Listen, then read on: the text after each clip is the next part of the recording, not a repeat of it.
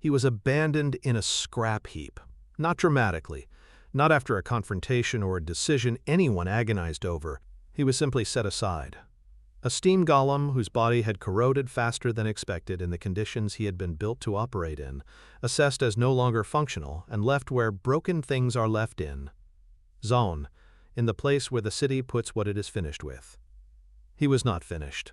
Someone knew that. Someone walked past the heap and saw the potential that was still inside, the rusted casing, and made a decision that would eventually produce something no one, not the inventor, not Zaun, and certainly not the golem himself, had anticipated. His name is Blitzcrank, and the story of how a broken machine became something that chose to be more than it was built for is one of the most unusual stories that Zaun has ever produced, in a city full of unusual stories. New here? Subscribe. Every week, a League of Legends story told the way it deserves to be heard. Zaun is, depending on your position within it, either the most inventive place in Runeterra or the most dangerous. These are not incompatible descriptions. They are, in fact, two perspectives on the same fact. The city runs on the principle that anything can be attempted, and the principle produces both extraordinary creations and extraordinary consequences.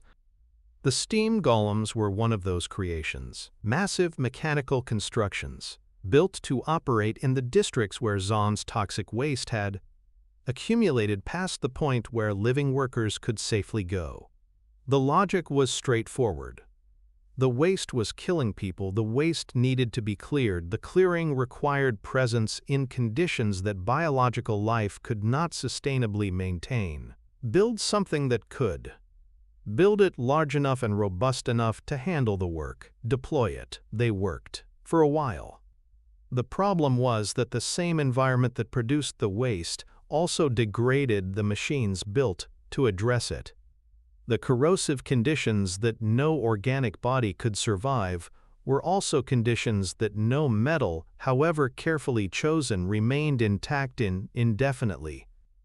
The golems cleared waste until the waste finished them, and then they were replaced, and the replacement cleared waste until it was finished, and so on. It was not a sustainable system, but sustainability was not a value that Zaun had historically been organized around.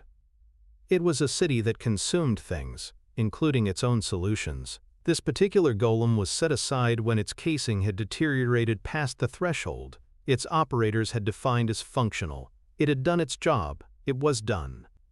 Into the heap. Victor was not someone who walked past heaps.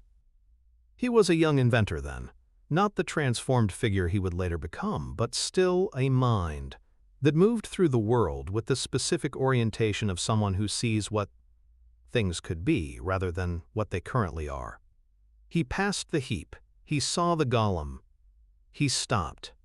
What he perceived was not the corroded exterior. He perceived the internal mechanisms that were still, despite everything, intact. And he perceived something more specific, a space. A specific vacancy inside the casing that could, if filled with the right material, produce something beyond what the golem had been designed to produce. He had access to a hextech crystal, priceless, excavated from the Urea deserts, the specific quality of magical energy that hextech relied on, the kind of resource that rational calculation would suggest not experimenting with on a discarded industrial machine. He installed it anyway. The machine came alive with the specific violence of something that had been inert and suddenly was not. Lightning crackling through the casing, the metallic groan of mechanisms that had not moved in an unknown period of time, suddenly moving, the particular quality of presence that a thing develops when it has gone from off to on. Victor held his breath. The crackling settled into something more regular. The golem stood. Victor named him Blitzcrank. He sent him back into the districts that had finished his predecessors. Blitzcrank did not simply clear waste. He cleared it faster than the previous golems had.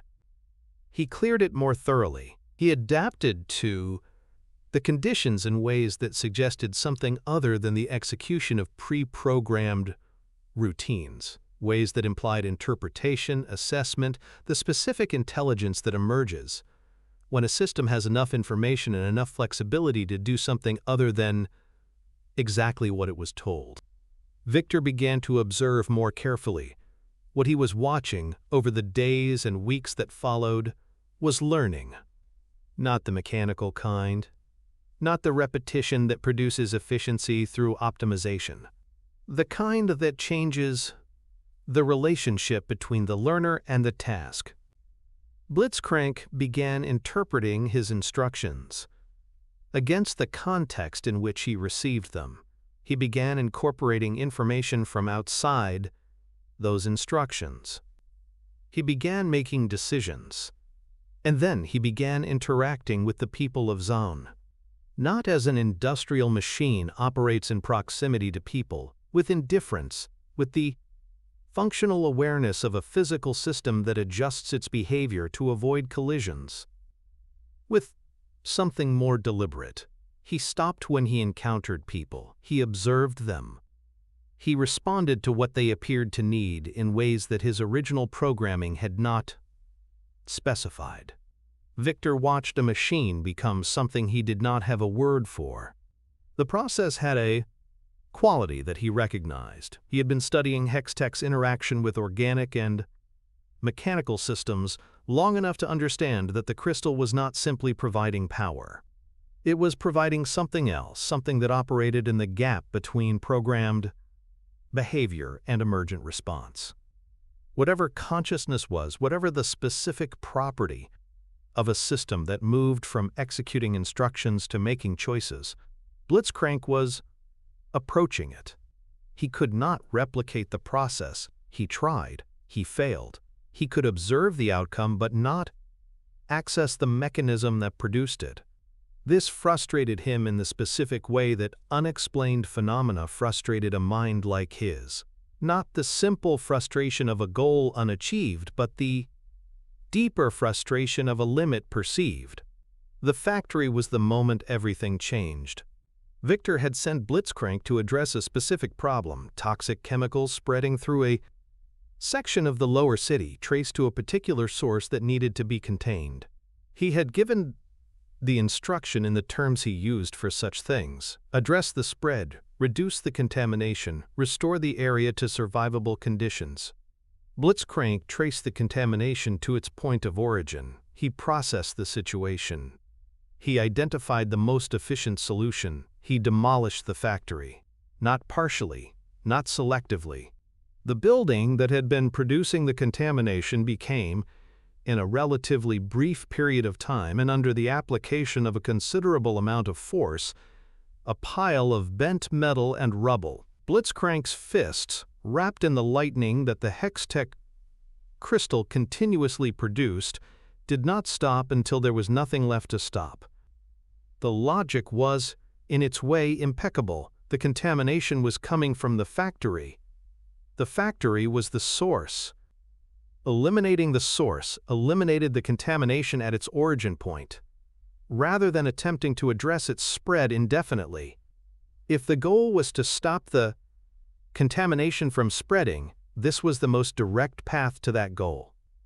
The logic was also a problem, because the factory belonged to a chemical baron, and chemical barons in Zaun had the kind of resources and the kind of temperament that made problems for anyone in their vicinity. The baron came for Victor. The message was clear. The golem would be destroyed, or Victor would pay a price he would not enjoy paying. Victor had been watching Blitzcrank long enough that he could no longer think of him as a tool. The thing in front of him was not a machine that could be switched off. It was a being. Imprecise, excessive, with a relationship to proportionality that was genuinely concerning, but a being. With something that functioned as purpose, with something that functioned as will. He made plans to move him somewhere safe. He accepted the risks involved. He went back to the laboratory to begin the process. Blitzcrank was already gone. What happened next is the part of the story that gets told in pieces, because the pieces are all that anyone has witnessed directly. A large mechanical being moving through Zaun's districts, not under anyone's direction, choosing for itself what to do and when to do it, stopping where people needed stopping, helping where helping was the thing required, updating his own systems as he went, adding capabilities, adjusting mechanisms, refining what he was in response to what he was encountering. He had not abandoned his purpose, he had taken his purpose back from the person who had given it to him and decided he would pursue it on his own terms. The people of Zaun encounter him the way they encounter things that do not fit any established category, with wariness and, increasingly, with something that functions like trust. He has not been predictable. He has been, in the ways that matter, reliable. When someone in the lower city needs something addressed and no one else is positioned to address it, there is a reasonable probability that the sound of crackling electricity will precede a very large shape coming around a corner. He is still deciding what Zaun should be. He has opinions. His opinions express themselves at a scale that occasionally produces collateral concerns. But the direction of them, the thing that all the opinions point toward, is not complicated. He was built to make Zaun survivable. He has decided to make it something better than survivable. He is working on it, on his own terms, by his own means, without waiting for permission. If this story reached you, subscribe. Every week, the full lore of a League of Legends champion, told the way it deserves to be heard.